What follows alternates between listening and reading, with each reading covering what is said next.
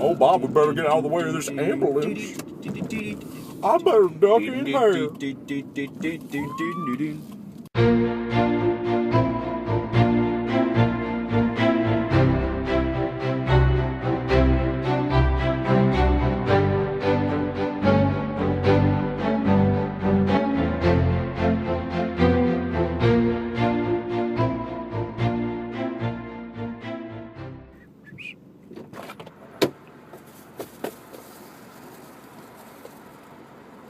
Hey. You alright? So slowly. Oh, good, you're okay. I want to make it spooky for you. I was terrified. Ooh! Oh! Oh! Hey, Will. Hey, Bobby. Hey, everybody! Hey! This week on conference. Announcing Bobby. What? Huh? You denounced me? I was thinking about maybe having like a new cool intro, like introduce each other. Huh? Huh? Huh? Oh, the whack master himself, These master funny of trees. ceremonies, Bob Kessler. It's funny trees. What's funny about them? It's funny. It's funny. It's bigger than a normal hat. Right? Remember that? Yeah, sweet celebrity Jeopardy reference. Yep. Cool reference, Bob. What's up, man? Nothing. I said something that Will Ferrell would say last yeah? night. Yeah, in the murder mystery show. You and said, people laughed, and one person shouted it back at me. You said, "Oh, a bighorn." Yeah, I This went, is why I come staring out here. contest. You and me go.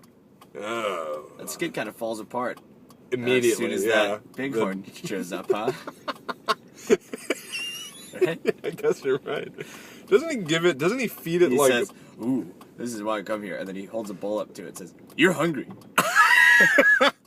That show used to be better though, when like shit like that would happen. They would Yeah. like paint themselves into a corner. Yeah. I saw a skit with Louis C.K. on it. He was playing a Norse traveler or something, and he had a horn, and he would just go like, "Oh, oh, oh, I'm looking for Zorn," and then a guy shows me and goes, "What? Will you keep it down? Keep it down. You're bothering the village that's right over there." And he goes, "I'm here looking for Zorn." And the guy goes, "I've never heard of a Zorn. My name is Zorg."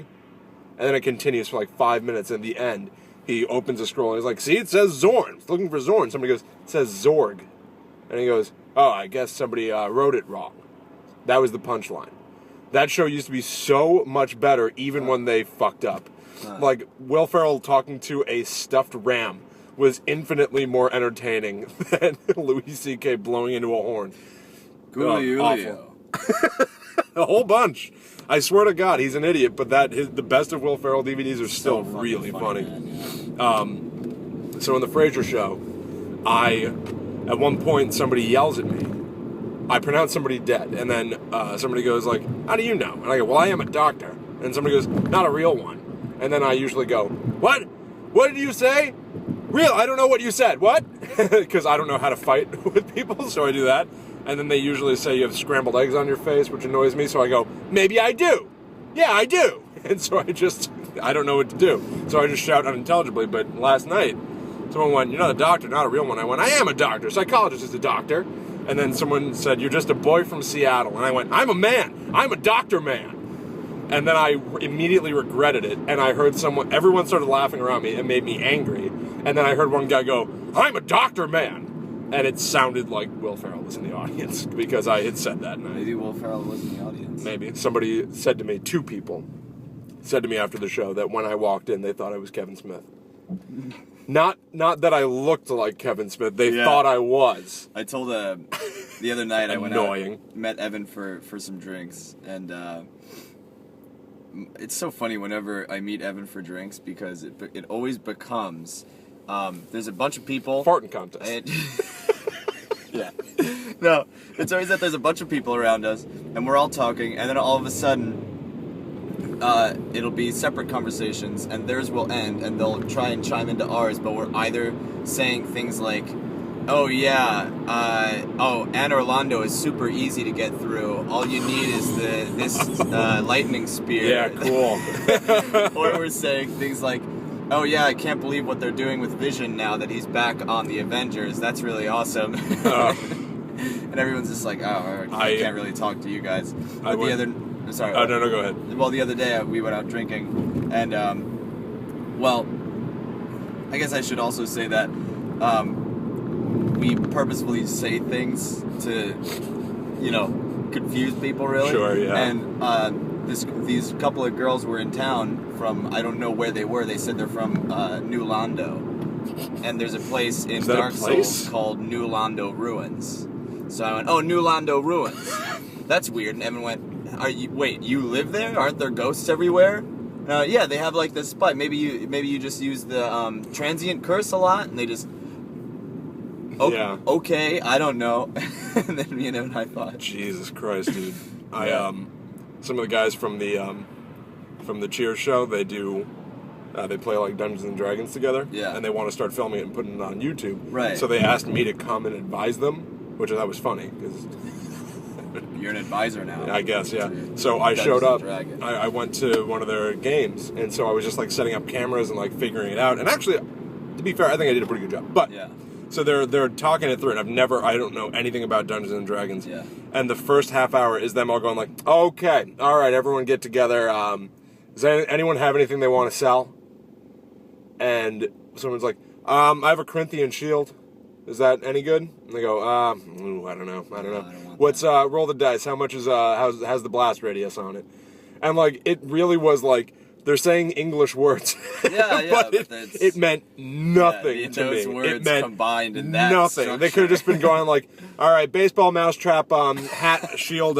There are 2 tires on it. So does anyone want it? There's a sandwich and then there's a bun. Does anyone want and it? bees are in between. English words combined to make nothing. And I was just sitting in the corner and I was laughing at them. I remember one time, my buddy Kozub, he tried to get me to play Dungeons and Dragons, and I was like, I don't know. Okay, yeah, it seems cool. Whatever, I'll play. It was funny. It was really funny. And so he was like, all right, I'll tell you what. Creating your character takes a while, so I'm gonna call you on Friday. We'll make your character, and then Saturday we'll get together and play. And I was like, oh, okay, cool. He called me, and I sat on the phone for an hour. Yeah. And I was like, Kozub, if this, I don't have time for this right now.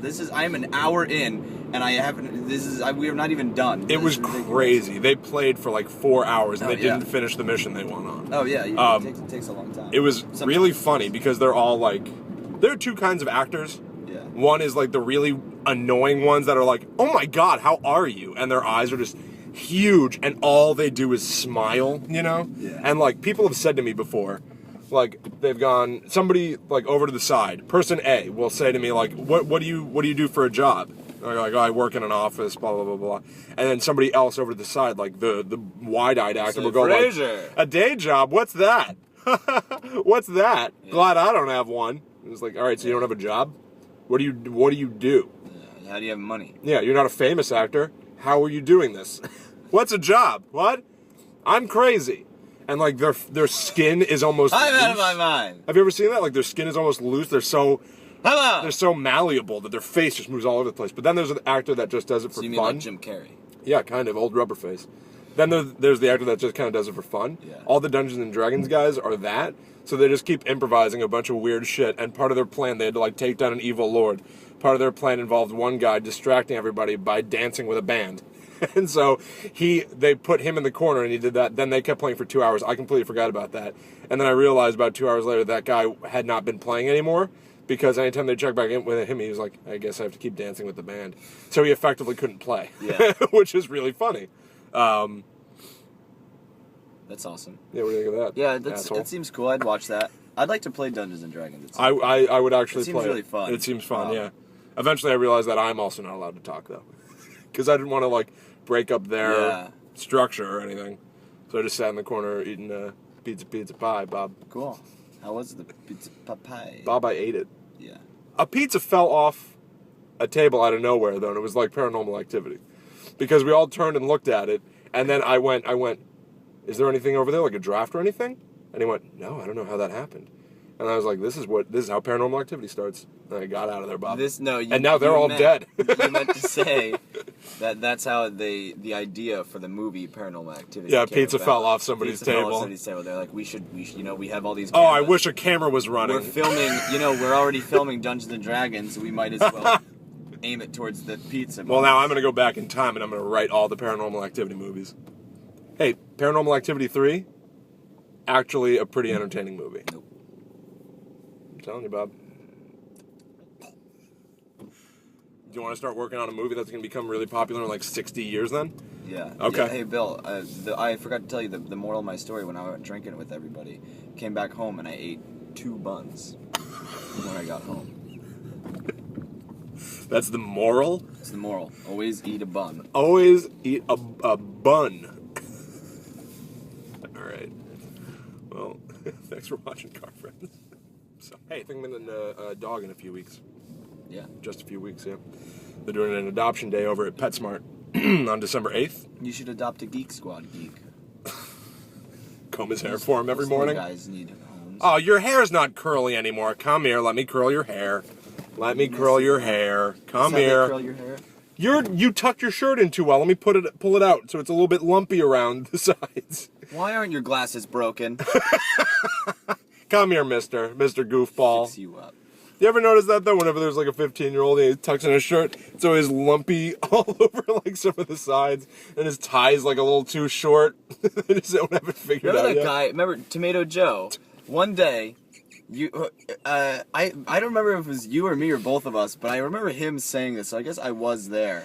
At Fridays we wore ties, and they were a normal length down to our belts. Yeah, it was a normal tie And that he you'd buy at came the in, store. and his tie was like this, and he was like, "Oh, you got a long one?" And it was like the back end of the tie, the skinny part was like It was all like the way way down. down. He was like, "Oh, you got a regular size one. Where'd you get that?" We were like, The fuck? "That's how you tie it, you retard. Why'd you tie it so the wide part is here?" Do you know what I did? You did. I took his tie off of him and I tied it on myself and then I put it around his neck like I was his father. He also, so the uniform was a white shirt, red tie. You wear an undershirt. He came in and he was basically wearing all pink because you could see his weird Tomato Joe body through his shirt. So he was all pink and a little impy tie. I never brought up his tie for like 3 weeks. So he was just walking around with this looking like a complete asshole for a while until one day, I guess, when you and I were together and he saw us and he was like, how come everyone else has a normal tie but me? It's funny that he also wasn't like, oh, everybody else is doing this. I'm the only one who has a weird thing. Yeah. But he didn't say I messed up. He said they gave me a defective merchandise. Which is really weird, especially because if the skinny part's down here and the big part's up here, he tied it backwards, basically. Yeah. It makes you think, wait a minute, there's still a lot left to this tie. Maybe I could have figured this out. Yeah. I probably could have done better. I should have known this. Yeah. All right.